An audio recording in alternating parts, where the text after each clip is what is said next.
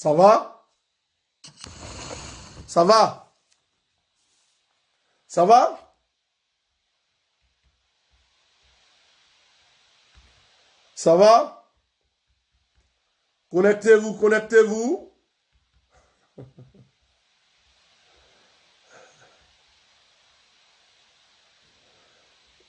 Connectez-vous.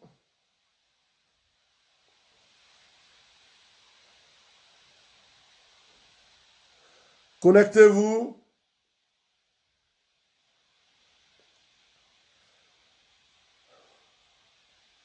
Allez, connectez-vous. Revenez. Venez, venez pour la nourriture. Revenez, revenez. Revenez. Petit souci chaque fois. Revenez, la conférence continue. Revenez, la conférence continue. Donc, on était en train de définir, on était en train de définir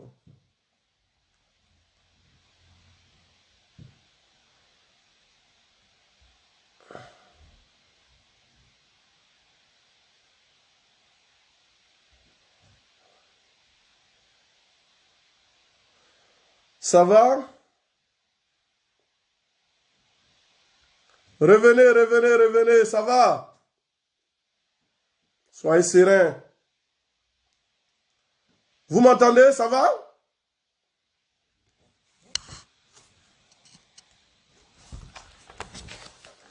Revenez, donc la conférence, c'est sur les communautés nouvelles et groupes de prière. Nous sommes en train de voir ce qui se passe dans nos communautés aujourd'hui et nous avons vu les critères de l'Église. Nous avons vu ce que l'Église dit concernant les associations des fidèles laïcs. Et nous sommes en train de voir maintenant ce qui se vit. Qu'est-ce qui se passe dans les communautés. Ça va? Vous êtes là, hein? Et donc, nous étions en train de voir cela et puis il y a eu un petit souci. Donc, prenez-nous, connectez-vous, revenez, chers amis, revenez. Revenez, chers amis. Revenez. N'hésitez pas à partager beaucoup. Je peux commencer? Reprendre. Je peux continuer. Je peux continuer, s'il vous plaît? Je peux continuer, s'il vous plaît?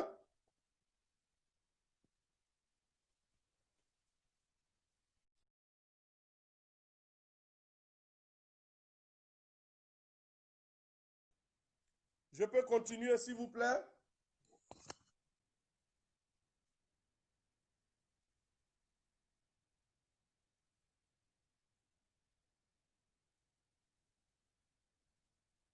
Je peux continuer?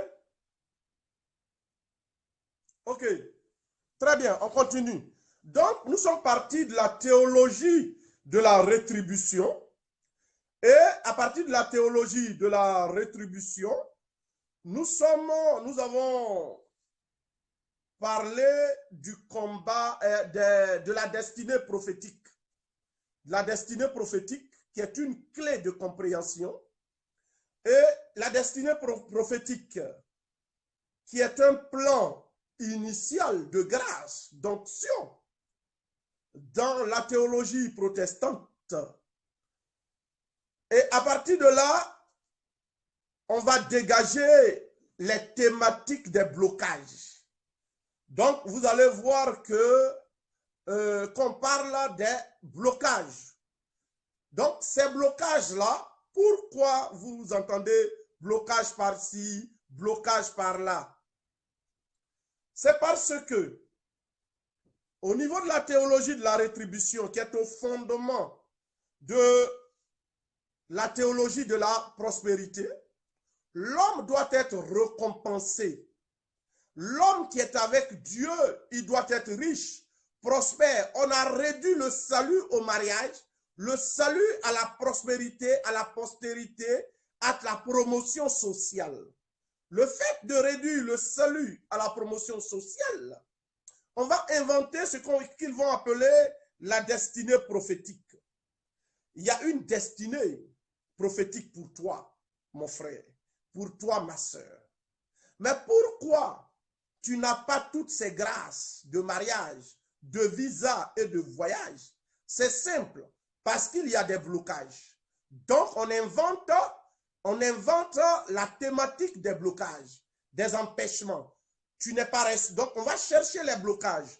Blocage au niveau de la famille, blocage au niveau de l'arbre généalogique, blocage au niveau même de tes collègues, blocage même au sein même de l'église, parce que l'église dans laquelle tu es, c'est pas trop ça. Blocage partout. Et une fois qu'on a situé ou inventé les blocages, on va engager ce qu'ils vont appeler le combat spirituel. Ils vont engager le combat spirituel. Donc, il faut combattre. Et donc, les combats spirituels, on va organiser les veillées de séances de déblocage. On va organiser les séances de passage de malédiction en bénédiction. Donc, quand vous voyez tous les titres des retraites et récollections, la plupart du temps, vous voyez, tout est orienté vers ces déblocages. Vous voyez, donc on organise des cénacles par-ci, des croisades par-là. Il faut affronter le démon qui empêche d'atteindre la destinée prophétique. Il faut des jeunes, d'Esther. On invente la spiritualité de Javelot de David pour combattre le Goliath qui est symbolisé par le blocage. Donc, tout blocage est appelé Goliath. Donc, il y a la spiritualité du Javelot de David pour attaquer, combattre les Goliaths des temps modernes. Dans ce combat spirituel, on va élaborer une stratégie. Il y a plusieurs stratégies. Il y a plusieurs stratégies. La rupture du lien social. Donc, dans la recherche du blocage, on fait un lavage psychologique pour couper le membre de tous les liens avec sa famille, ses collègues, ses amis. Il faut rompre avec le passé pour recréer un environnement spirituel sain. Donc, on te parle de telle sorte que tu n'as même plus l'envie d'aller travailler, tu n'as plus l'envie d'être en relation avec la société qui est à l'origine de tes malheurs. Le seul lieu qui est sain et qui favorise spirituellement le combat est la communauté de prière. Seuls les membres de cette communauté sont bien, sont tes frères et sœurs. Seuls les membres de cette communauté peuvent t'aider. Donc, on crée une nouvelle famille biologique qui aura pour père le berger ou le modérateur. Donc, on va te couper avec le lien familial, le lien sociétal. Parce que tout cet environnement est considéré comme démoniaque, blocage. Donc, dans le combat spirituel, c'est une stratégie. La rupture du lien ecclésial. À la différence des communautés protestantes, évangéliques et réveil, qui inviteront les membres à quitter l'Église catholique, dans les nouveaux groupes catholiques et communautés nouvelles, on procédera de manière rusée à créer au sein même de l'Église paroissiale des communautés de chrétiens qui n'ont aucun lien avec les autres. Donc, les autres chrétiens sont sataniques. Les deux autres fidèles de la paroisse, les autres groupes sont sataniques. On leur demande de ne pas s'engager sur la paroisse, dans les autres mouvements, dans les activités paroissiales. Ou bien, quand ils sont là, c'est pour une simple formalité. Tu fréquentes la paroisse Mais pour tout ce qui est spiritualité, c'est dans ton groupe de prière. On dénigre les prêtres, les évêques. On parle en termes de puissance, de pouvoir. Ils ne sont pas charismatiques. On dénigre la doctrine de l'Église, la spiritualité de l'Église. On parle en termes de monotonie. Donc la paroisse est dépourvue de grâce. On la réduit simplement au niveau horizontal. C'est-à-dire comme un simple espace de retrouvailles où on vient fêter et célébrer les sacrements et garder un lien avec l'Église catholique. Donc, c'est la couverture catholique qu'on recherche pour être assez représentatif. Au niveau spirituel, on fait croire que la spiritualité catholique est faible, donc incapable de t'aider dans ta recherche de la destinée prophétique. Donc, voilà, on va créer la rupture du lien familial, du lien sociétal, du lien ecclésial. Donc, il y a 3 liens qu'on coupe. Et donc, l'individu, le membre, ne se sent à l'aise que dans la communauté. Du coup, il va voir tous les autres comme les démons. Les autres sont Satan. Les autres sont démoniaques. Il n'y a aucune grâce dans l'Église. Il n'y a aucune grâce chez les prêtres. Il faut rester catholique pour avoir la couverture catholique. Parce que la couverture catholique permet d'attirer des membres. La couverture catholique permet d'avoir quand même, nous sommes des catholiques, voilà, voilà. La communauté ou groupe de prière, ça c'est le 6e point.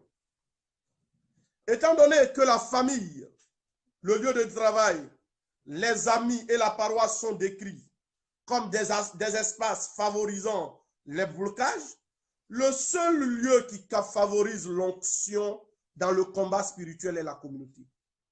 On valorise un vivre ensemble en vase clos entre membres pour se soutenir mutuellement dans le combat spirituel. Donc, on préfère se retirer des paroisses, louer des lieux privés, des espaces propres au groupe pour favoriser les ruptures sociétales et ecclésiales. Une fois on est entre nous, on pourra faire passer l'enseignement qu'on veut et faire le nettoyage psychologique. Vous comprenez? Pour combattre les blocages de mariage, on crée des stratégies de rencontre entre membres. On se marie par vision. On met en place une structure interne pour créer des liens matrimoniaux qui n'ont rien à voir avec le cheminement catholique. La seule chose que le prêtre doit faire, c'est d'assister au mariage. Mais la véritable préparation du mariage est faite dans le groupe de prière, dans la communauté. Comprenez? Parce que tout se fait là de manière cachée, tout se prépare. Le prêtre, il est là. Le prêtre, on a besoin de lui simplement pour les célébrations. Vous voyez, on n'a pas besoin de lui pour la préparation. Parce qu'il n'a pas l'onction. Parce que lui, le prêtre, il n'est pas dans l'onction, il n'est pas dans leur vision. Tu comprenez? Donc, il n'a rien.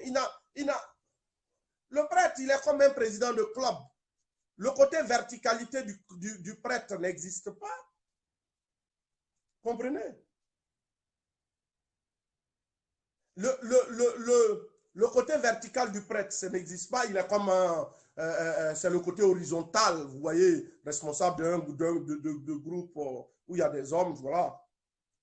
Pour combattre le démon de la pauvreté, il faut faire des offrandes, des dons pour décanter les blocages avec des neuvaines de prière.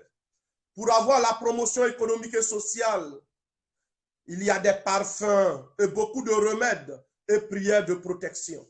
Ça va? Et donc, on a détruit le lien sociétal, détruit le lien ecclésial, on a détruit le lien familial du fait du combat spirituel en vue d'atteindre sa destinée prophétique et pour que la rétribution matérielle se réalise concrètement. Mais il faut une tête, il faut un père. Si tu n'as plus de parents au niveau biologique, tu n'as plus de père au niveau parents, au niveau spirituel, dans l'église, la paroisse, les prêtres sont rien. Donc, le berger, le modérateur va devenir le papa et le père spirituel. Étant donné que le blocage est familial et l'église ne favorise pas la marche vers sa destinée prophétique, étant donné que le monde est démoniaque et qu'on va créer, qu'on a créé une rupture, dans la nouvelle famille qui est la communauté nouvelle, il faut une figure paternelle investie d'une forte autorité. Ce père, papa doit être soit, il doit être comme les prêtres, c'est-à-dire qu'il n'y a aucune différence entre lui et les prêtres. Donc, dans la hiérarchie de l'Église, dans la nomenclature ecclésiale, il faut trouver des vocabulaires pour que les membres mettent cette figure paternelle au même pied d'égalité avec les ministres ordonnés. Donc, on va aller dans la Bible et dans l'Ancien Testament pour trouver des titres. Homme de Dieu, femme de Dieu, serviteur, servante, dans lequel on mettra tous les prêtres, évêques, religieux, religieuses, papes, responsables des groupes, bergers, tout le monde. Il n'y a plus de différence au niveau des titres. Vous voyez? Donc, c'est subtil, hein? C'est subtil, vous voyez? On va dire, oh, les hommes de Dieu. Donc, dans les hommes de Dieu, on va mettre prêtre, pape, évêque, berger, bergère, modérateur. Ce qui est faux. Ce qui est faux. Dans l'église catholique, il n'y a pas de titre homme de Dieu. Il n'y a pas un titre qu'on appelle homme de Dieu dans l'église catholique. Homme de Dieu, c'est un titre du judaïsme de l'Ancien Testament. Vous comprenez? Jésus même, on ne l'appelle pas homme de Dieu. Vous comprenez? Donc voilà, on va dire serviteur de Dieu. Tout le monde est serviteur de Dieu. Le prêtre est serviteur de Dieu. La bergère est servante de Dieu. Les sœurs servantes de Dieu. Donc, on trouve toujours des termes pour créer une confusion capharnaümique. Donc, tout est mélangé. On est là, hey, voilà les hommes de Dieu. Nos hommes de Dieu. Et donc, il n'y a pas de différence. Donc, voilà, puisque on a tué la figure paternelle de l'Église, on a tué la figure paternelle en famille, il faut trouver des mères spirituelles, il faut trouver des papas spirituels dans la communauté. Quel est le nom? Donc, on va mettre tout le monde au même titre, au même niveau, dans une confusion galiléenne, anarchique, capharnaümique. Donc, voilà. Mais, si on reste seulement là, c'est encore faible. Donc, on les appelle père spirituel, papa, maman. Les responsables des communautés seront appelés aussi bergers, bergères et modérateurs, alors que l'Église, dans l'instruction de 1997 du pape Jean-Paul II, il dit, lorsque ces titres créent de la confusion, il faut les supprimer. On remet en cause la doctrine des ministères. Les bergers, bergères et autres ont les mêmes prérogatives que les prêtres. On va mal utiliser la notion du sacerdoce commun. Avec ces titres, les bergers, bergères, modérateurs peuvent accompagner spirituellement, orienter, soutenir, être des médiateurs entre Dieu et les fidèles, imposer les mains, faire des écoutes spirituelles, recevoir les offrandes, donner des directives spirituelles, pastorales. En fait, faire tout comme les ministres ordonnés. Mais ils doivent même être plus puissants que les prêtres. Du coup, on va insister sur l'autorité de l'Esprit Saint, de qui ils reçoivent leur pouvoir, mission, consécration et titre. Ils n'ont pas reçu leur onction des mains d'hommes comme les prêtres, qui la reçoivent des évêques, mais eux, ils sont directement en lien avec l'Esprit Saint qui leur parle. Donc, vous voyez, on va montrer que les prêtres, mais ils ont été ordonnés par des évêques, par des hommes.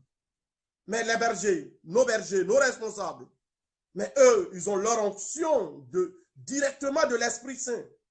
Pour montrer une différence de pouvoir, pour montrer la faiblesse des ministres ordonnés. Donc, dans ces spiritualités nouvelles, ce sont des choses subtiles. Pour mener le combat spirituel, il faut avoir l'autorité comme le Christ qui parle avec l'autorité et non comme les scribes. Voilà pourquoi l'homme mystifiera le berger. Donc, les responsables de ces communautés, eux, ils ne parlent pas comme les scribes, les prêtres. Eux, ils parlent avec autorité comme le Christ. Parce que l'Esprit leur parle. L'Esprit m'a dit. Ce n'est pas l'évêque qui dit. Ce n'est pas l'Église qui dit. C'est l'Esprit qui me dit. Il n'y a pas d'intermédiaire entre l'Esprit et le berger et le modérateur. Alors que le prêtre, il est lié à un évêque. Il est faible. Vous voyez? Et donc, ce sont des subtilités et il faut être technicien pour discerner. Parce que souvent, vous regardez tout cela, vous dites, mais ça ne fait rien. Mais ce sont des détails d'un point de vue doctrinal. Quand on approfondit, ce sont des détails. Mais dans ces détails-là, dans ces détails, il y a un combat théologique. Dans ces détails, il y a un combat doctrinal. Dans ces détails, il y a un combat spirituel. Vous voyez? Et les gens sont là, souvent même des confrères. Ils tolèrent, ils voient ça, ils ne parlent pas. Mais nous sommes dans un véritable combat doctrinal. Nous sommes dans un véritable combat doctrinal spirituel. Avant, le combat théologique, doctrinal, était en dehors de l'Église. Aujourd'hui, on sait, tout est dedans. Parce que on crée des choses à l'intérieur. Et c'est pour cela qu'il faut être là. À un moment donné, il faut des laïcs, des fidèles laïcs, des prêtres, des évêques pour affronter le combat. Sans peur, avec courage, audace, prière, en dénonçant, en parlant avec amour, charité, paix, sans peur, sans peur. Ne jamais avoir peur de parler, ne jamais avoir peur d'annoncer, ne jamais avoir peur de lutter. S'il faut aller jusqu'au bout, il faut aller. Voilà pourquoi nous sommes chrétiens.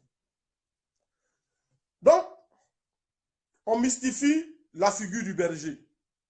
Donc, on va inventer maintenant la couverture spirituelle. Ce berger puissant, ce berger fort, ce berger qui est plein d'onction, qui est plus grand que l'évêque, le pape, les prêtres, il va créer, il aura entre lui et les membres une couverture spirituelle. Donc, la notion de la couverture spirituelle. Dans le combat spirituel, à la recherche de la réalisation des promesses de l'Éternel, en vue de l'accomplissement total de la destinée prophétique, il faut une autorité, il faut un gouel, un défenseur visible. Le berger ou modérateur est cette autorité. Il est celui par qui les membres reçoivent l'onction. Voilà pourquoi lui, il est inondé d'onction. Il est inondé d'onction. Onction de mariage, onction de voyage, onction de prospérité et d'affaires. C'est lui qui reçoit les onctions et par lui, tout se déverse sur les membres. Vous voyez? il y a, lui, le berger, il a tout. Et par lui, il donne un mandat prophétique. Il reçoit tout. Et par lui, les autres reçoivent. Vous comprenez? Les autres ne peuvent pas recevoir quelque chose directement.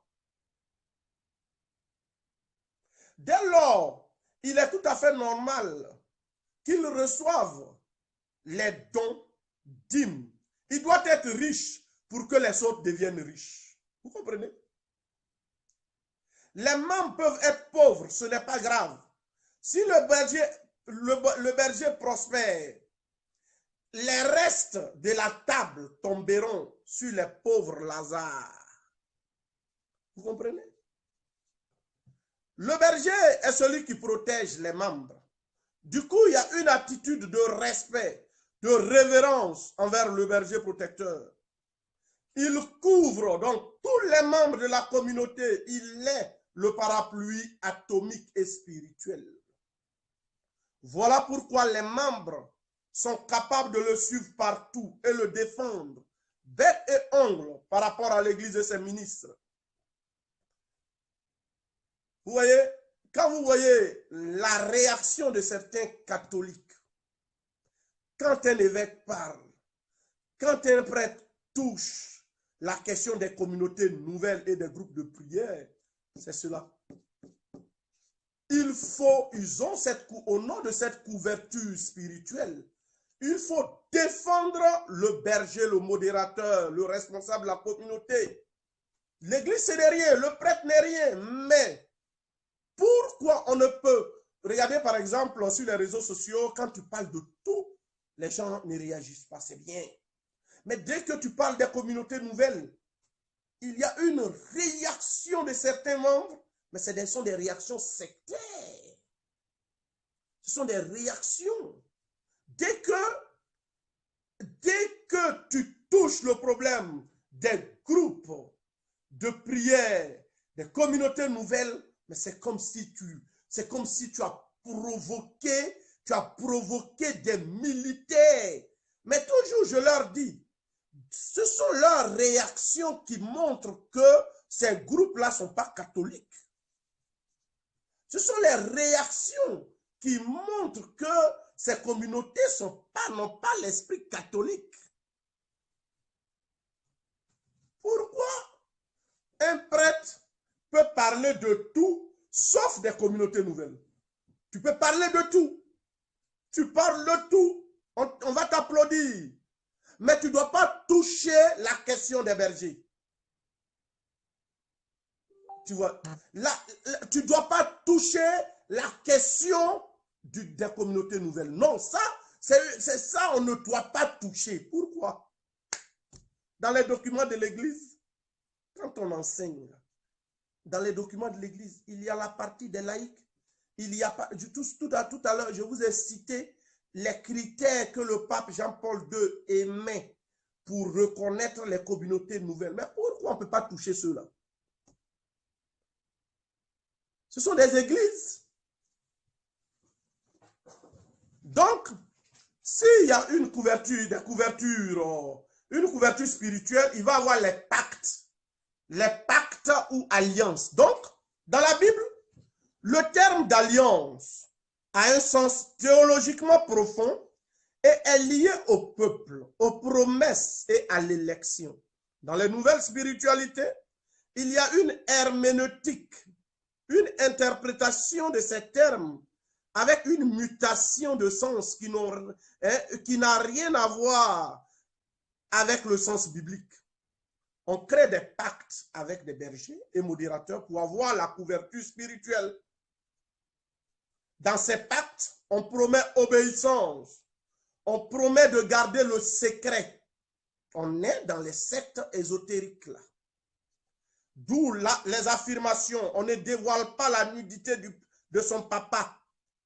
Donc on vous sort ces phrases. Donc on insiste cela chez les membres.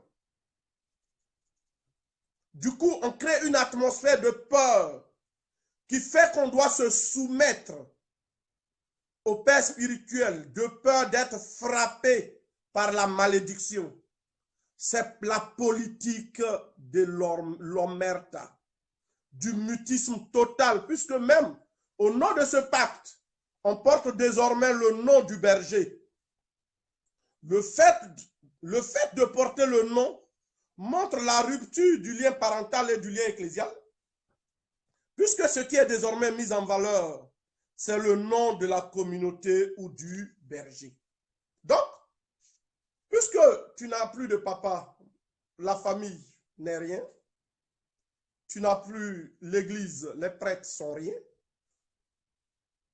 il y a une alliance avec le nouveau père, les nouveaux parents, pour avoir la couverture spirituelle. Et donc, du coup, on va te donner un nouveau nom. Donc, le nom que tu vas mettre en évidence, surtout sur les réseaux sociaux et partout, c'est le nom reçu de la communauté. Le nom du baptême même n'est rien. Comprenez? Autre stratégie d'appropriation d'onction divine, du fait du contexte africain avec les marabouts et féticheurs et les sorciers. Du coup, l'on est habitué à l'utilisation des amulettes, les fétiches de protection.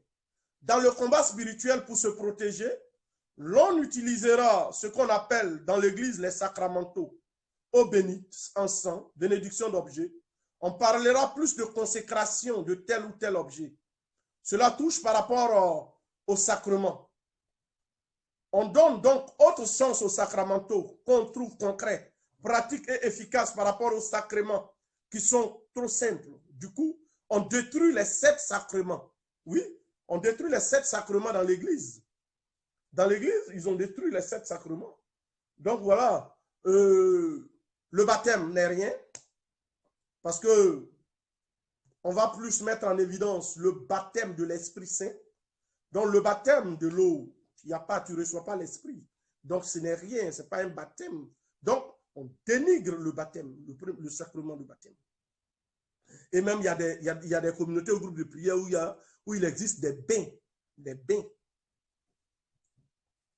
Deuxième, la confirmation. Non, la confirmation, tu ne reçois pas l'Esprit Saint. Donc, il y a des expériences fortes où on fait les expériences d'Esprit Saint. Donc, on détruit la confirmation. L'Eucharistie. Ben, les messes, souvent, dans ces groupes, beaucoup ne vont pas à la messe. Ils sont plus dans les prières des bergers, dans les prières de leur communauté qu'à la messe. Vous voyez, le dimanche matin, la messe de l'église, non, à la paroisse, ce n'est rien. On attend la rencontre avec le berger le soir, ou on attend le dimanche soir le direct du berger. C'est plus important que la messe, puisque le prêtre dit rien. Il n'a pas d'onction. Donc, aller à la messe même, souvent, on va comme ça. Ça va? Donc, on a détruit ces sacrements. Le sacrement de l'ordre. Le prêtre n'est rien, donc le sacrement de l'ordre. Le sacrement de l'ordre n'est rien, puisqu'il n'y a rien. Et le prêtre, il est comme le berger. Donc, le sacrement de l'ordre est détruit. 6. L'onction des malades. Non, ça n'a pas de sens. Puisque ce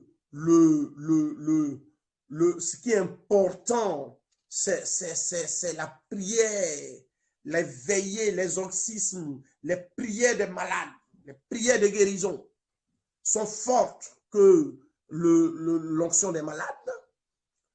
Donc, on a détruit cela. Le mariage, on l'a détruit, puisque le mariage catholique, qui part d'une préparation des fiançailles et toutes ces étapes du mariage, on a détruit. Tout se prépare dans les communautés et groupes de prière. Donc, les 7 sacrements ont été détruits. Vous voyez, c'est subtil, hein? Vous êtes dedans comme ça, vous ne savez pas. Mais les 7 sacrements sont détruits. Ce qui fait le fondement même de notre assemblée de prière, les sacrements qui sont efficaces en eux-mêmes, on a détruit les sacrements. Et comme on a détruit les sacrements, on va orienter tout le monde sur ces amulettes-là. C'est maintenant, on va prendre le chapelet comme des amulettes. On va prendre tous ces sacramentaux-là, l'eau bénite, c'est ça qui est bon parce que ça ressemble un peu à ce que le marabout te donne, le féticheur te donne pour se laver. Bon, on va chercher des huiles consacrées, ce qui n'existe même pas dans l'église. Donc, on va chercher des huiles, on va chercher des parfums consacrés, on va chercher vraiment, tout est, vous savez, quand on étudie ce dossier, ça fait rire, hein, quand on étudie cette affaire des communautés, des associations dans l'église catholique aujourd'hui, moi j'ai ri dans mes recherches, là, je ris quand j'écris, parce que on se retrouve chez les féticheurs. Hein. On se retrouve chez les féticheurs. On n'est pas loin. On n'est pas loin. Parce que le chapelet, là, on te dit, il y a le chapelet rouge, le chapelet de Saint-Anne, le chapelet de ceci, le chapelet de cela, le chapelet. Donc, c'est devenu, on donne des titres à des chapelets et les chapelets sont puissants par rapport aux titres. Donc, tout est devenu. Il y a tel anneau, telle bague, tel parfum, telle bougie rouge, telle neuvaine, ça donne tant. Donc on est devenu, on est au village, hein. on est chez les féticheurs, hein. On est pas loin, hein. Vous pensez qu'on est chrétien, quoi. On est pas loin, hein. Ça fait rire, vous comprenez. Ça fait rire parce que, et c'est vrai, parce que au moment où je parle, il y a des groupes qui sont en train, il y a des groupes dans lesquels ils sont en train de faire des bains. Vous comprenez? Vous comprenez? Je vous dis ce qui se passe dans beaucoup de groupes. Je vous dis, les pactes de minuit, les pactes de 2 heures du matin, les alliances spéciales. Vous comprenez? C'est ce qui se passe. Et moi, je ne parle pas en l'air. Je parle à l'épreuve. J'ai une liste. Une liste dans mes recherches. J'ai une liste avec les noms. Tout est dans mes recherches. Ben, ce sont des recherches. Vous comprenez? Et donc, quand on vient parler, écoutez ce qu'on dit. L'ésotérisme. L'ésotérisme. Dans le combat spirituel de l'appropriation des promesses divines et de la réalisation effective du plan de Dieu, on développera une stratégie qui n'est pas loin des gnostiques. On fera croire qu'il existe des secrets, des prières sacrées cachées par l'Église. Il faut donc percer ce mystère pour recevoir toutes les onctions suspendues dans la sphère divine. Donc, on invente le vocabulaire de clés. Il existe donc des clés pour posséder le ciel, pour ouvrir le ciel comme Élie. Donc, on recherche les clés des psaumes. On recherche des clés mystiques de compréhension des mystères cachés dans l'Église et textes sacrés. On va développer certaines attitudes et aptitudes personnelles, dites mentalité positive, pour développer des facultés personnelles. Ce sont des attitudes qui ont été condamnées par l'Église dans la gnose. Ça va? Donc, on utilise, on dit il y a des secrets. Les prêtres ont des secrets. Il y a des secrets partout. Donc, on crée un certain ésotérisme. Et donc, on fait croire aux fidèles que l'Église ne vous dit pas tout, les prêtres cachent tout, et moi, le berger, j'ai découvert telle chose, voilà les clés pour ouvrir le ciel, les clés pour faire ceci, voilà. Les séances de guérison et d'exorcisme. Notons que l'Église catholique n'est pas contre les prières de guérison et l'exorcisme en général. L'Église combat à son tour, comme le Christ qui l'a envoyé, le démon. Le combat contre le démon fait partie de la mission de l'Église. Voilà pourquoi, à travers l'onction des malades, les autres sacrements et les sacramentaux, ainsi que les prières, Dieu continue de guérir les malades. Dans les sanctuaires comme Lourdes et autres, Dieu agit miraculeusement. Donc, ce que nous disons ici, l'exorcisme fait partie de la mission de l'Église. L'Église lutte contre le mal. L'Église a toutes les offre des outils spirituels pour guérir les malades. Il y a des veillées de prière dans lesquelles on guérit des malades. Il y a pendant la messe des gens qui sont guéris. Il y a l'onction des malades qui redonne la force à des milliers de croyants.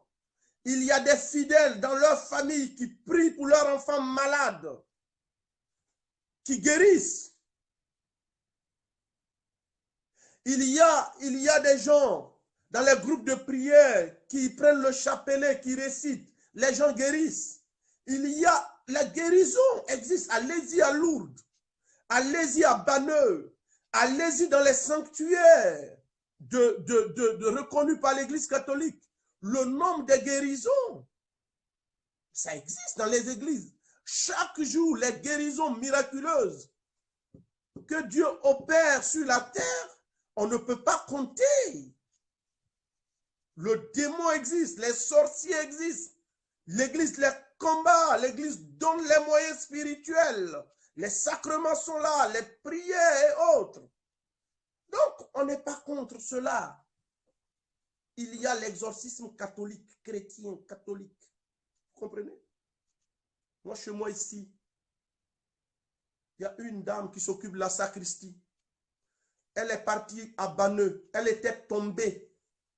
Parce qu'elle s'occupe, elle nettoie, elle travaille dans les services de nettoyage. Une fois, elle est tombée, mais elle ne pouvait plus nettoyer. Et donc, les médecins ont dit, vraiment, c'est impossible, elle ne peut plus reprendre le travail. Et à la sacristie, elle n'arrivait même plus à nous aider dans la communion. Parce que pendant la communion, elle vient nous aider. Elle n'arrivait même plus à nettoyer l'église. C'est elle-même qui s'occupait de l'église. Une fois, elle est partie à Banneux. Et puis, en septembre, il y a 4 ans ou 5 ans, elle a mis, non, c'est en 2012, elle a mis la main dans l'eau de Banneux. Au moment où le cas doit démarrer, elle est partie à la source. Elle a mis sa main. Dès qu'elle a mis sa main, elle a eu une chaleur. Elle est guérie. Le lundi, elle est partie. Le curé a dit, ben, va pour le constat chez les médecins. Les médecins ont revu. C'était un miracle. Simple. C'était un miracle. C'est un miracle et elle est là. Tu comprends? Chez moi ici, une fois j'étais là, il y a une dame malade. Les médecins ont appelé son mari pour dire, vraiment, c'est fini. Viens pour un dernier au revoir. Ta femme, c'est fini. À l'hôpital, ici. Et au moment où il s'apprêtait, il était assis là en train de pleurer. On l'appelle 30 minutes après. Dans ses pleurs, on lui dit, miracle. Sa femme qui était vraiment cliniquement, elle était morte. Elle s'est relevée. Le monsieur était malade, bête ici. Il était fou. À 20 h, le monsieur a dit, il ne venait pas à l'église, il a dit, appelez-moi le curé. Moi, j'étais à Louvain, j'étais à la bibliothèque à 20 h. On m'appelle. Je sors. On dit, Marius, viens, viens, viens. Je prends ma voiture, j'arrive. Voilà, je vais chez le monsieur. Le monsieur pleure. Il fait sortir toutes les statues de Marie qui étaient dans les cartons. Il sort tout. Sa femme, guérison miraculeuse. Il dit, mon père, bénissez la maison cette nuit. Le monsieur, il parlait, il était à genoux pendant au moins 30 minutes quand moi je bénissais sa maison. Il dit, le dimanche, il est parti à l'église. Il dit, je ne suis pas digne de m'asseoir sur la chaise de l'église. Ça fait des années que j'ai boudé l'église. Durant toute la messe, il était derrière, il s'est mis à genoux. jusqu'à la fin de la messe, elle est venue dire aux gens. J'ai pris cette position simplement pour dire que le Seigneur a fait des merveilles pour moi. Aujourd'hui, la femme est là dans ma paroisse. Elle est là. Donc le Seigneur fait des guérisons. Le Seigneur agit. Le Seigneur fait des miracles au moins partout. Mais qu'est-ce que nous voyons aujourd'hui? Aujourd'hui, dans certains groupes de prière, pendant des rencontres, il y a une certaine exagération dans les méthodes utilisées dans certaines communautés. On utilise souvent des méthodes thérapeutiques découlant des cheminements des psychologues et même de sectes ésotériques. Souvent, il y a une manipulation psychologique, une maltraitance même des malades, des méthodes qui ne respectent pas la dignité humaine, la personne humaine. On soumet des malades à des jeunes, des exercices qui frisent le fétichisme. Dans les camps de prière spirituels, il y a des retraites fermées, séances privées, il existe beaucoup de déviations, beaucoup de méthodes non bibliques dans lesquelles ce n'est plus le Christ qui guérit. Au niveau biblique, il faut dire qu'on divise la Bible en deux. Il y a une opposition entre Ancien Testament et Nouveau Testament. On récupère des textes de l'Ancien Testament. On sélectionne des textes de l'Ancien Testament. Avec Jésus, ce qui est important, ce sont les miracles. Et dans les Actes des Apôtres et les autres lettres, c'est la première lettre de Corinthe parce que là, on parle d'Esprit Saint. On présente une certaine image de Dieu. Un Dieu qui fait peur. Un Dieu qui écrase. Un Dieu qui maudit celui qui n'entre pas dans sa volonté. Donc, cette manière de présenter Dieu, on crée la peur. La peur. Et le berger qui est le médiateur entre Dieu et le peuple devient un guerrier, un combattant. Au niveau des temps liturgiques, on ne respecte pas les temps liturgiques. Il y a des communautés dans lesquelles, pendant le temps de carême, on chante l'Alléluia. Pendant le temps de l'Avent, on chante le Gloria. On ne respecte pas la sobriété même du temps de carême. Les temps liturgiques, on pense que c'est de la formalité, c'est de la monotonie, c'est toujours la même chose. Donc, dans ces communautés, il y a des temps. Ils ont leur temps liturgique. Au niveau de la pastorale, on a des évangélisations, tout est lié à des évangélisations. Ce sont des pastorales propres. Et dans ces évangélisations, ce qui est important, c'est la figure du berger et du modérateur. Ce qui est important, c'est la puissance, le pouvoir de la communauté, l'honneur de la communauté, la gloire de la communauté. Le pouvoir du berger, ce n'est plus le pouvoir du Christ, ce n'est plus le pouvoir de Dieu qui est mis en évidence. Donc, pour faire vivre ces communautés, il faut récupérer les dîmes, les offrandes, les dons. Parce que les communautés deviennent comme les églises. Sont des églises. Donc, ces églises doivent vivre. Il faut les dîmes, les dons, récupérer les legs, récupérer tout. Mais c'est aussi une manière subtile de détruire l'église paroissiale. Une manière plus subtile de détruire l'église. Parce qu'ils savent que l'église a besoin de ces dons pour vivre. Donc, il faut détruire tout cela. Ça va? Donc, la formation interne. Dans chaque groupe, ils ont leur catéchèse propre à eux. Dans ces catéchèses, ce sont les bergers et leurs amis qui enseignent. Là, c'est entre amis bergers. On évite que les prêtres viennent là. Le prêtre, on a besoin de lui seulement pour les messes. Non, il y a parce que les enseignements sont orientés. On prend des CD de certains pasteurs évangéliques. Et c'est ce qu'on enseigne. On écoute. des pasteurs évangéliques pour venir enseigner. Donc, on n'enseigne pas la doctrine catholique. La question de la formation interne, donc dans la formation interne, c'est cela. Souvent même, ils ne font même pas la catéchèse paroissiale. La question de la reconnaissance. Toutes les associations dans l'Église ont une reconnaissance. C'est l'Église à travers l'organisation locale dans le diocèse, dans la paroisse qui reconnaît l'existence d'un groupe. Une association peut être reconnue uniquement dans une paroisse et elle n'exerce que dans cette paroisse. Un groupe peut être reconnu seulement dans un diocèse. Donc, au niveau du fonctionnement des associations, il faut forcément une reconnaissance des communautés. Mais ce qu'il faut retenir, le groupe propose un statut et règlement intérieur. L'évêque, au nom de la liberté d'association des laïcs et pour la collaboration dans la mission, accepte les groupes, ce qui est tout à fait normal. Chaque groupe a un statut et un règlement intérieur.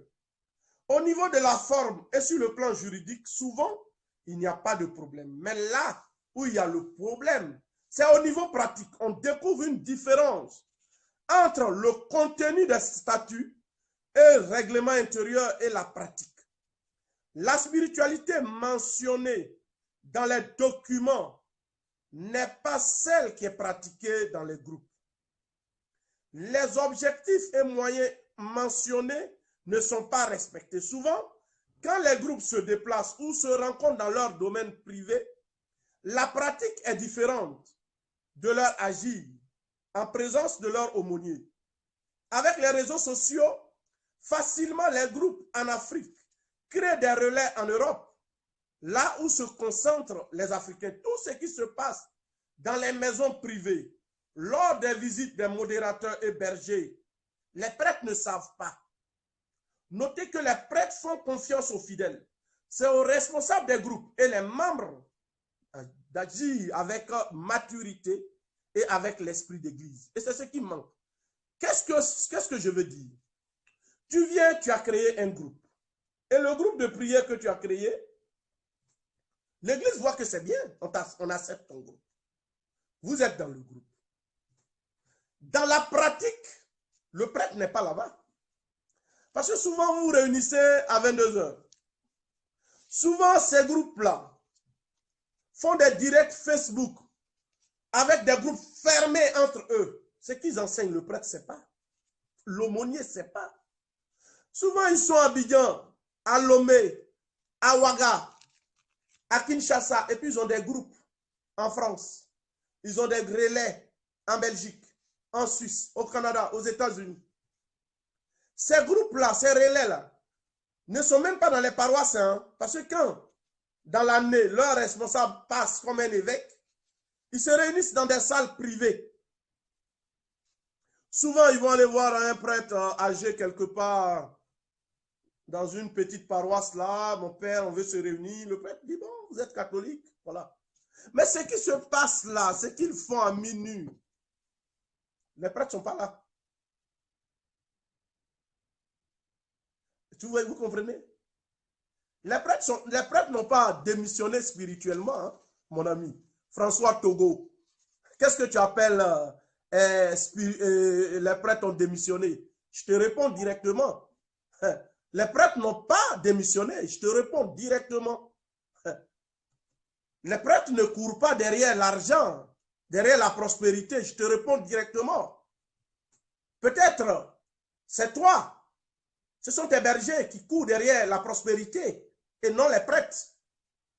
Quand les prêtres proposent, tout ce que les prêtres proposent, les prêtres ne sont pas des marabouts.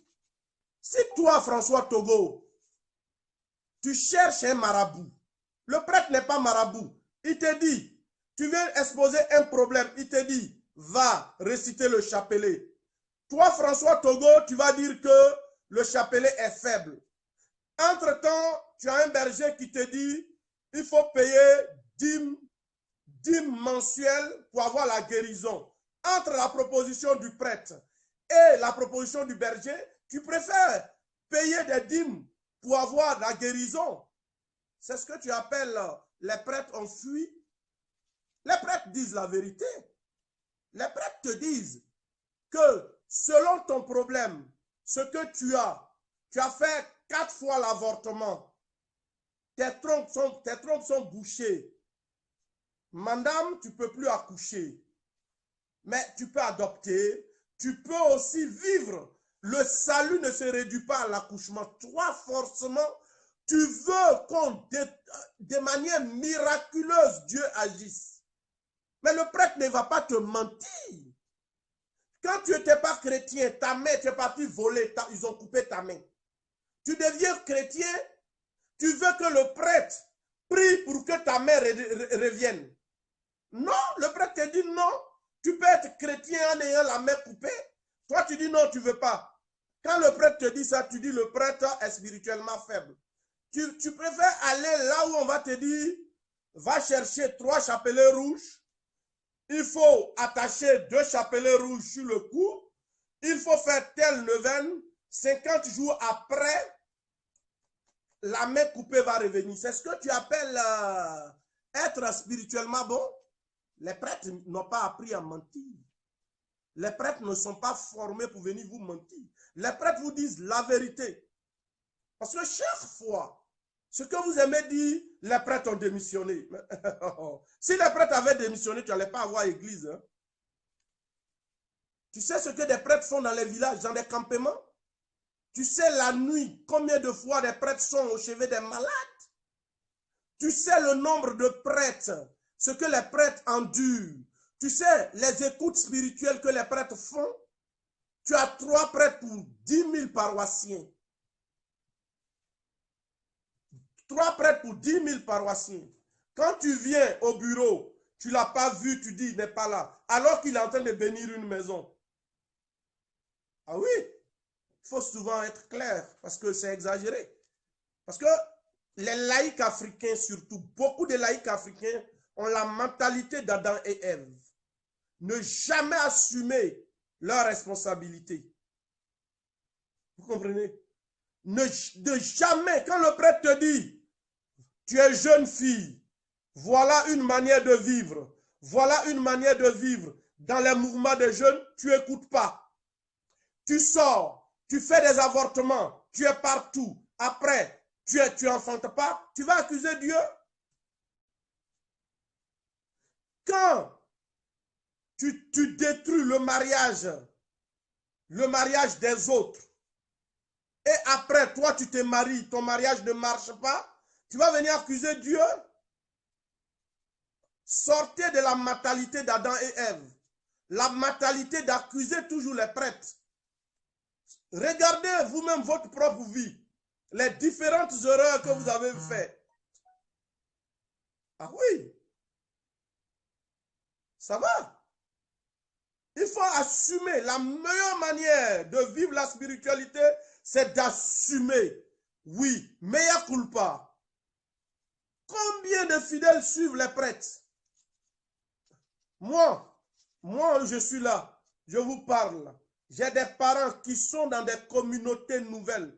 On les gruge. Qui sont dans certaines communautés. Je leur parlais. Ils ne comprenaient pas. Aujourd'hui, quand il y a eu des problèmes, ils ont dit, mon père, tu as raison. Hein.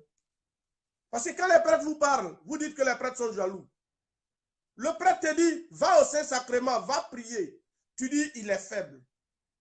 Attendez. Qu'est-ce que... Nous, on n'est pas... J'aimerais vous dire, hein, au séminaire, là, on ne nous apprend pas à faire la chirurgie. On ne nous apprend pas à opérer. Au séminaire, on ne nous apprend pas ça. Ah oui, parce que souvent vous dites cela, les prêtres ne disent rien. Non, on doit dire. Au séminaire, là, on ne nous apprend pas à... Tu es malade. Aujourd'hui, il y a le Covid. On donne des consignes. Tu ne suis pas. Après, tu es malade. Tu vas dire que les prêtres ne te parlent pas. Attendez.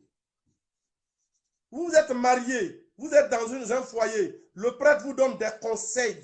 Comment vivre. Vous n'appliquez pas. C'est le prêtre. Donc, j'ai répondu à cette question rapidement. Que retenir après tout ce que je viens de dire? Les associations dans l'Église sont à encourager pour la mission de l'évangélisation. Tous les types d'associations sont à encourager. Les chorales, les groupes de prière, les communautés nouvelles, les groupes d'action catholique et caritative, les groupes d'enfants, les jeunes, les groupes à vocation mariale, à tendance charismatique et autres. C'est cela la catholicité, unité dans la diversité. Et cela montre la richesse de l'Église. Et donc, l'Église n'est pas contre les associations. Et dès le début, dans la première partie de cet enseignement-là, j'ai donné les critères, j'ai donné les orientations selon le document du pape Jean-Paul II. Il faut regrouper les associations en fonction de leur vocation, objectifs et finalités pour ne pas se retrouver avec plusieurs groupes de même objectif. Sur une paroisse, on ne peut pas trouver 50 groupes à vocation mariale. Sur une paroisse, on ne peut pas trouver 50 groupes à tendance charismatique. Pourquoi ne pas regrouper les groupes? Si vous avez même vocation, même objectif, même finalité, regroupez-vous. Il faut regrouper, il faut réduire le nombre des groupes en fonction des objectifs, en fonction des finalités et en fonction des charismes. Si vous avez les mêmes charismes, mettez-vous ensemble. Pour ne pas que ce soit des petites, que ce soit des sectes au sein des églises. Décentraliser les groupes pour ne pas seulement se confiner dans les zones pastorales juteuses. Il ne faut pas rester seulement dans la ville de Ouagadougou. Il ne faut pas rester seulement à Lomé. Il ne faut pas rester seulement à Abidjan. La pastorale, l'évangélisation, l'apostolat, c'est partout. Vous avez compris? Souvent, là, les groupes restent seulement dans les paroisses juteuses. Non, il y a problème. Agir dans la communion catholique, dans le respect de la doctrine et de la spiritualité catholique. Les groupes catholiques ne doivent pas agir en fonction de ces spiritualités, ces thématiques, ces pratiques spirituelles que j'ai citées ici. J'ai cité des pratiques. Les groupes catholiques ne doivent pas agir comme cela. Les groupes catholiques ne doivent pas tuer les 7 sacrements. Les groupes catholiques ne doivent pas détruire les sacrements de l'Église. Garder et protéger la trilogie, c'est-à-dire le lien familial, le lien ecclésial et le lien sociétal. Les communautés et groupes de prière catholiques ne se substituent pas à la famille, à l'Église et au monde. Il ne faut pas confiner les membres. Un groupe catholique ne détruit pas le lien familial entre les membres et leurs parents, le membre et sa femme, la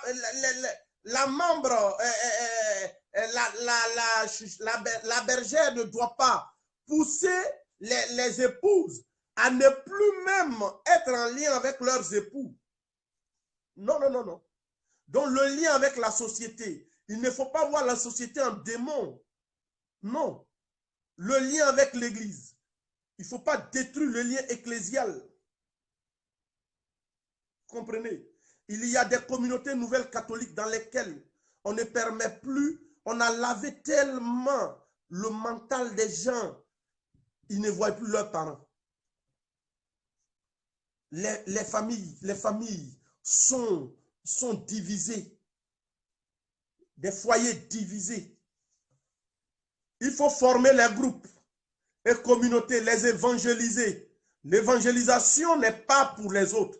Il faut soi-même être évangélisé dans l'esprit de l'Église et de la communauté avant d'aller évangéliser les autres. L'évangélisation permet de purifier la spiritualité et l'esprit du groupe. Les gens parlent de communauté mais n'ont pas d'esprit communautaire. Il faut purifier les groupes. Il faut les évangéliser. Donc, il faut évangéliser les groupes de prière. Il faut évangéliser tous les groupes de prière. Il faut évangéliser les bergers. Il faut évangéliser les bergères, ceux qui se donnent le titre là, ces titres-là. Il faut évangéliser les chorales, évangéliser les groupes catholiques. Parce que souvent on dit, je suis dans la communauté, mais il n'y a même pas un esprit communautaire. La formation. Ici, il faut préciser qu'il faut la formation intellectuelle, doctrinale et humaine. La formation ne se résume pas au diplôme seulement. Il faut se laisser former pour son propre salut et pour les autres.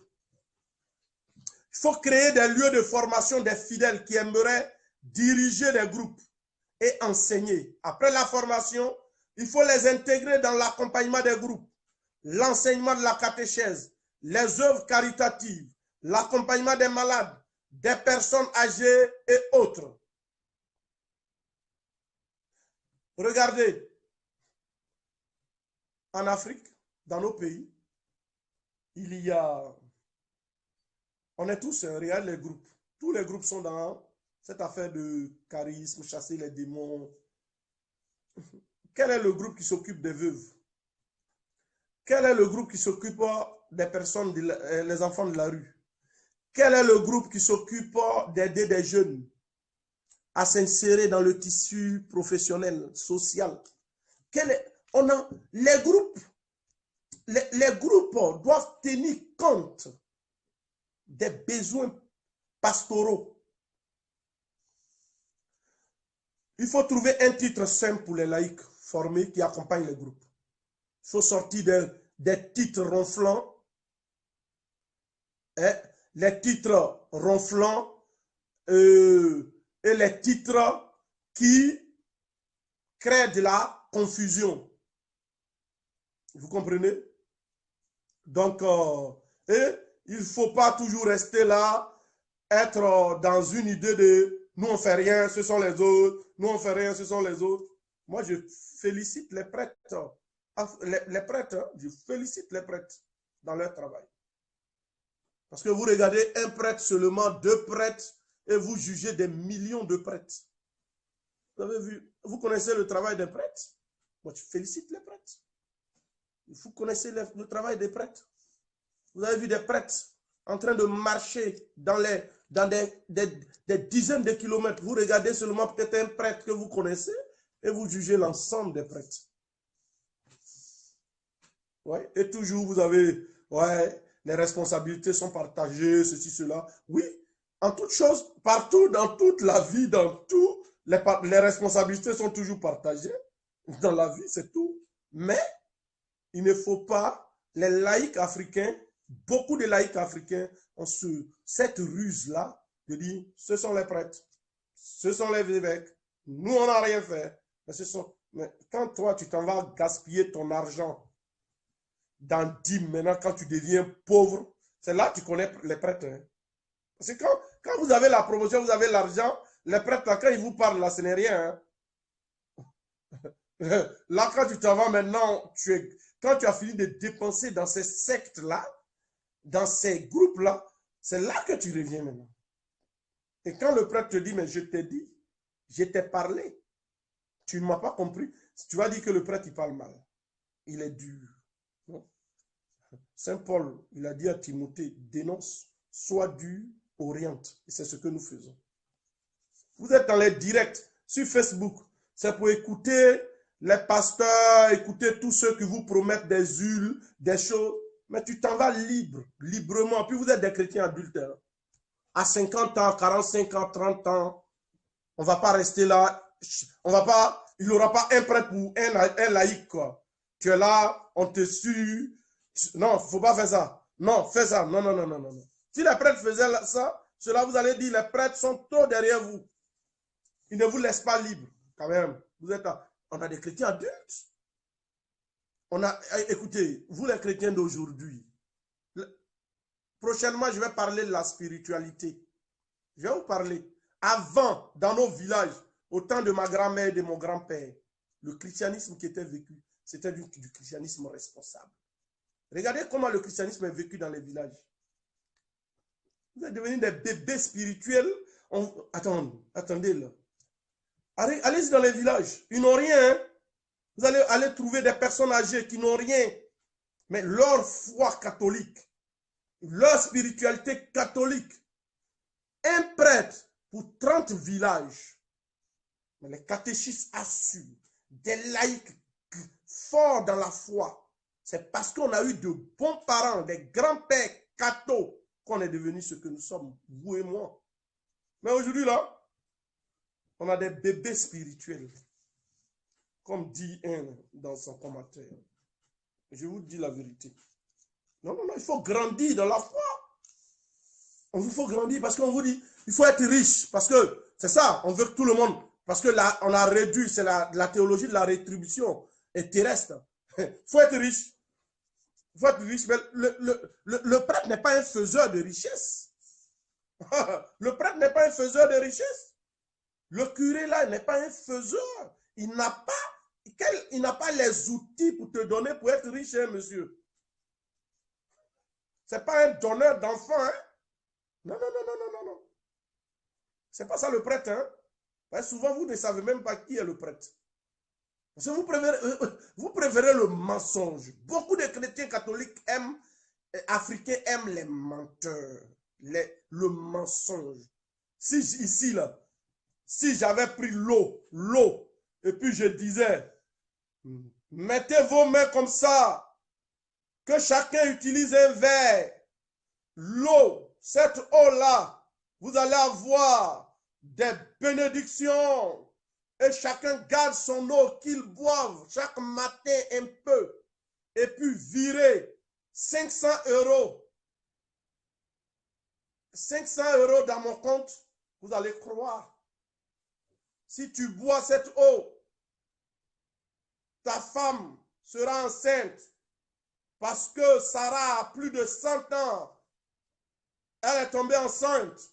Cette eau est une eau de bénédiction. Si je fais ça là, si je fais cela, vous allez croire, vous allez dire, voilà un puissant prêtre. Mais je ne vais pas faire cela. Je ne vais pas faire cela. Je n'ai pas appris cela. Je n'ai pas appris cela.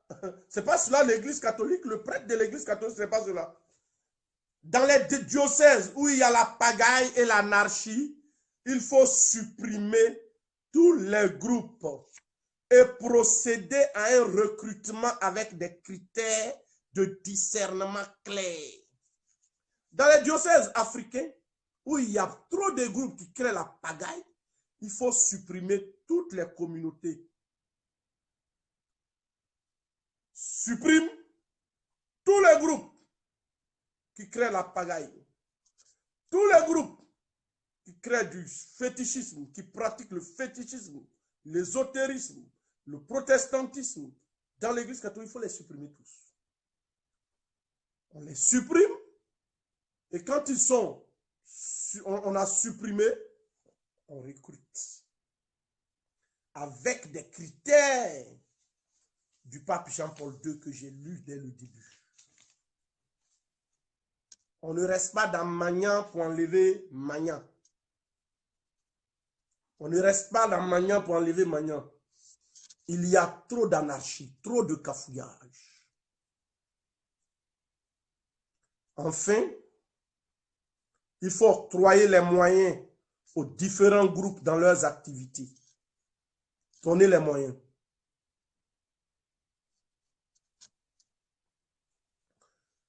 Et maintenant, les chrétiens catholiques africains qui sont à la diaspora, beaucoup ne vont pas à l'église. Hein? Parce qu'ils disent, l'église ici, c'est tiède, c'est ceci. Ils ne vont pas à l'église. Hein? Leur église, c'est Facebook, les directs de leur berger. Une fois par an ou 2 fois par an, le berger ou modérateur vient faire le show en France, en Belgique, Suisse, Canada, Amérique. Ils louent une salle, ils font leur show, ils payent les dîmes et puis c'est fini. Changer. L'église, tu ne vas pas à l'église là.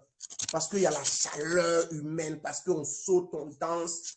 Les messes là, la messe, elle est efficace en elle-même.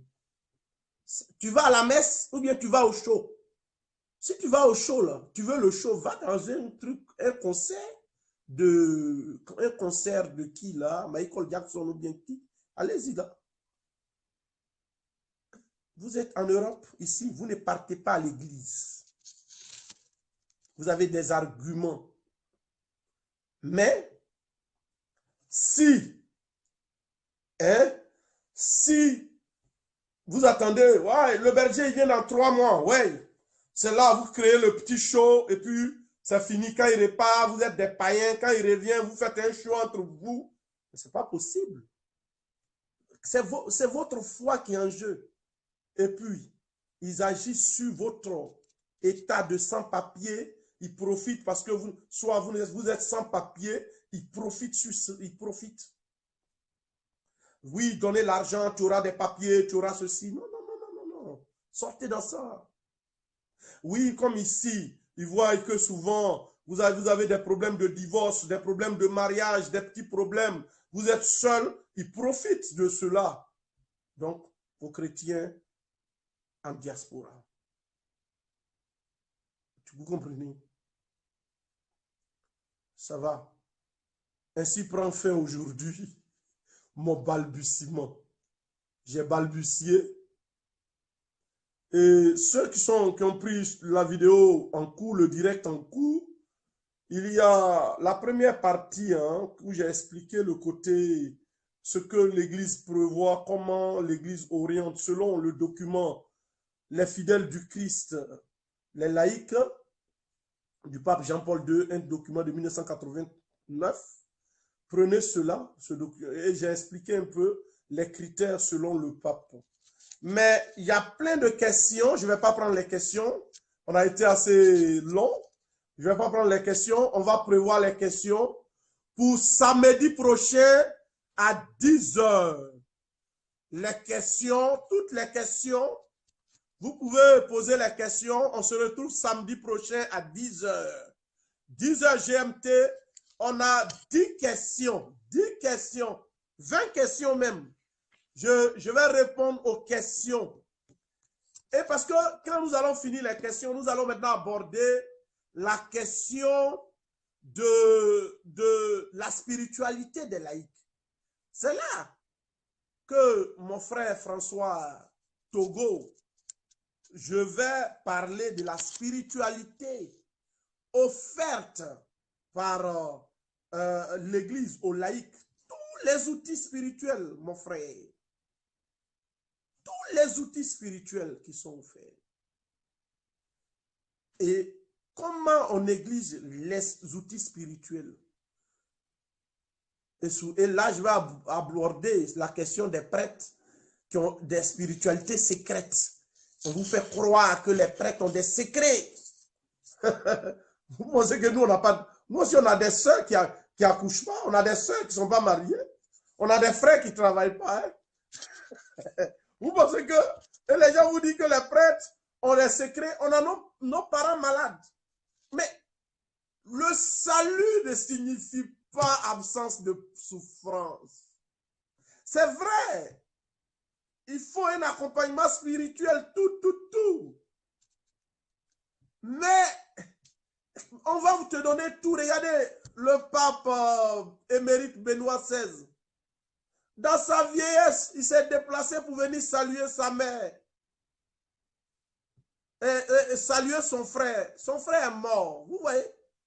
Regardez comment le pape Jean-Paul II a terminé sa vie dans la souffrance, la maladie. Mais il était heureux. Le chrétien catholique a une manière d'appréhender la souffrance par rapport à un païen. Vous comprenez? Ça va? Donc, mon frère François, hein, mon frère François Togo, hein, on va parler de la spiritualité. Hein. Quelle spiritualité? Je suis d'accord avec toi. Il faut de la spiritualité. Quel accompagnement spirituel? Et tous ces accompagnements spirituels qui sont là, mais souvent, peut-être qu'on ne rappelle pas trop. Il faut rappeler trop. Il faut, excusez-moi, il faut rappeler plusieurs fois. Hein? Vous voyez? Il faut rappeler, il faut revenir là-dessus. La messe même est le plus grand remède. Vous comprenez? Aujourd'hui, regardez le Christ qui nous dit, venez à moi, vous tous qui peinez, et moi je vous donnerai le repos. Mon joug est facile, mon fardeau est léger. Tout est léger en lui. Il suffit de se donner à lui. Vous comprenez? Et puis, c'est le moment aussi de vous encourager. vous les chrétiens catholiques, laïcs, à prendre des responsabilités politiques, à prendre des responsabilités, à agir dans le monde. Parce que si vous êtes à la tête, peut-être, vous allez lutter contre l'escroquerie, vous allez lutter contre les recrutements par ethnie dans nos administrations en Afrique. Vous comprenez? Ce que nous subissons beaucoup de choses parce que souvent, c'est la volonté politique. Si le chrétien catholique lui-même, qui est ministre, le chrétien catholique laïque qui est président de la République, le chrétien catholique laïque qui est directeur de société, ne recrute que les gens de sa famille et de son ethnie, comment les autres peuvent travailler? Vous comprenez? C'est cela. Donc, François, donc voilà, le problème c'est ça, hein, on s'entend. On est ensemble et je vous salue, que Dieu vous garde. On se retrouve samedi à 10h, samedi 10h, samedi 10h pour répondre aux questions sur les communautés, sur les communautés nouvelles, les groupes de prière, toutes les questions, hein, que chacun garde ses questions. Vous pouvez même poser des questions directes comme cela le samedi. Je vais répondre. Vous avez compris? Posez les questions. Envoyez-moi les questions, soit par mail, soit sur mon mur, ou bien le samedi à 10h. Vous allez poser les questions. 10h GMT, samedi. Que Dieu vous garde. Au nom du Père et du Fils et du Saint-Esprit. Amen. Seigneur Jésus, nous te bénissons. Merci pour ce temps. Je te confie le monde entier. Je te confie notre Église. Je te confie tous nos fidèles, la souffrance dans le monde, les guerres dans le monde, la haine dans le monde. Fais descendre ta paix, tes bénédictions dans nos familles. Regarde ton peuple. Regarde dans ce monde tous ceux qui ont besoin de ton aide. Que ton Esprit Saint les accompagne. Le Seigneur soit avec vous. Tous les confrères ensemble. Le Seigneur soit avec vous. Et que Dieu Tout-Puissant vous bénisse, le Père, le Fils et le Saint-Esprit. Amen. Allez dans la paix du Christ. Nous rendons grâce à Dieu. Au nom du Père et du Fils et du Saint-Esprit. Amen. Merci et partagez beaucoup la vidéo. Partagez et mettez un titre parce que la deuxième vidéo là n'a pas mis de titre puisque la première a été coupée. Mais prenez la première aussi, hein, vous avez compris. Merci bien. Merci bien. Que Dieu vous garde.